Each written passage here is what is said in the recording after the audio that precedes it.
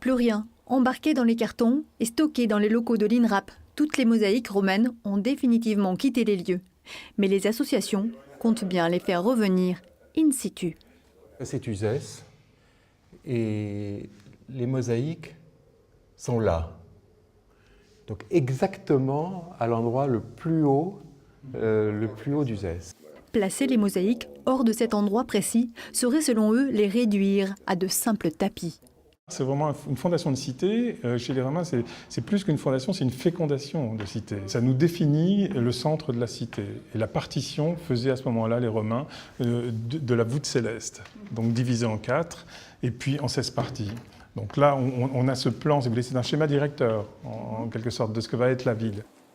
Désormais, l'histoire doit se réécrire. Ce n'est plus Uzès qui accompagne la construction du pont du Gard, c'est Uzès, la ville romaine, née 100 ans avant Jésus-Christ, sur un site unique. Nous pensons qu'il est possible de faire un jardin archéologique, une protection sous une espèce de cloche de verre, ouverte au public, ouverte aussi pour la communauté éducative, et qui nous permettra d'avoir un projet, un atout supplémentaire sur le plan culturel et touristique.